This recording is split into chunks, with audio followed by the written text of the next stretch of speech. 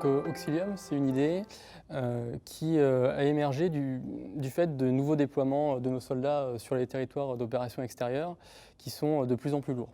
On est face à un soldat qui a besoin d'amener énormément de munitions, d'armes, d'eau avec lui sur le terrain et Auxilium, le but c'était d'alléger ce combattant en lui donnant une solution de communication extrêmement légère en l'adaptant sur un smartphone avec un outil également de connectivité réseau.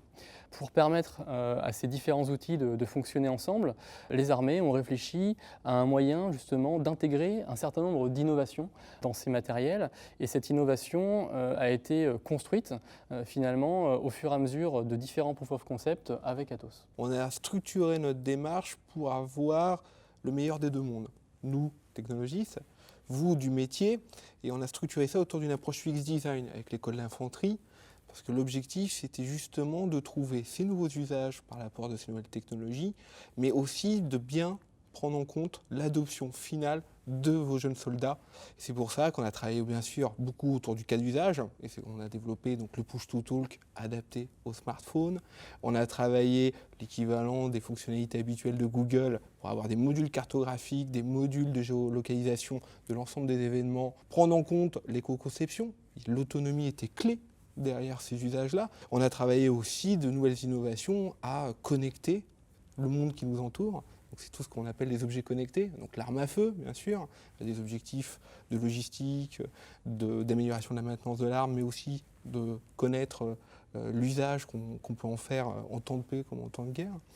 On a travaillé les véhicules connectés, mais aussi les drones. Tout ça, on l'a mis entre les mains du 5e régiment de Dragons, qui a pu justement après expérimenter tous ces usages, nous redéfinir nos roadmaps, requalifier, on restait dans l'approche UX design, on a pu comme ça améliorer le produit. Finalement, ces innovations se sont apparues pour les soldats très pertinentes. On a mené jusqu'en novembre 2015 donc différents tests terrain et puis les événements dramatiques de novembre sont venus nous rappeler que bien finalement ce genre de technologie pouvait venir aider le soldat sur le terrain très concrètement dans le cadre de la mission Sentinelle. L'état-major des armées a donc décidé de lancer une urgence opérationnelle pour équiper très rapidement les soldats dans le cadre de la lutte antiterroriste avec des outils très innovants en technologie mobile pour le soldat connecté. Et Auxilium a donc été le fer de lance de cet équipement. On a démarré ensemble cette urgence opérationnelle dont l'objet était d'assurer la protection de l'euro qui démarrait le 10 juin 2016. L'objectif était donc non seulement de terminer l'innovation, de compléter par de nouvelles fonctionnalités, par de nouveaux objets, des objets comme la tablette que vous voyez ici, qui est une tablette de poste de commandement, qui est une nouveauté par rapport à l'innovation, d'avoir un device boîtier Helium complètement terminé, fabriqué et industrialisé dans nos usines à Angers, d'avoir un poste d'administration, d'avoir un système antennaire résilient fixe, un système antennaire résilient mobile. Tout ça avec des objets beaucoup plus petits comme des piles, des pochettes, des câbles d'alimentation livrés dans des malles qui font 30 kg chacune. L'ensemble fait 13 tonnes. Tout a été fabriqué, tout a été organisé, tout a été délivré dans un délai extrêmement contraint. En pointe, on était 160 sur le programme, ce qui a été réalisé en environ 4 mois et demi. Dans le délai, on a livré 122 versions du logiciel. On était dans une démarche de DevOps, d'intégration continue. L'innovation s'est concentrée sur les applications et sur les outils. Les méthodes étaient des méthodes assez solides et maîtrisées par l'ensemble d'Atos. C'était une aventure humaine.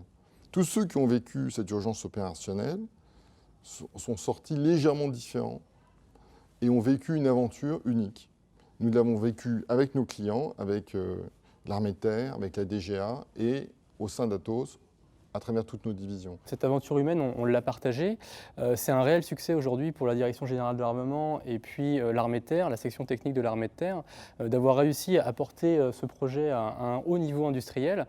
C'est une fierté également voilà, d'avoir pu s'appuyer sur un des fleurons de l'industrie française et d'avoir finalement aujourd'hui un outil qui est quotidiennement utilisé par les soldats pour le succès de leurs opérations dans le cadre de la lutte antiterroriste. Donc on est sur une innovation technologique extrêmement évoluée et j'ai envie de dire aussi sur une innovation humaine dans la manière dont on a géré et traité ce projet dans les délais avec le succès qu'on lui connaît actuellement.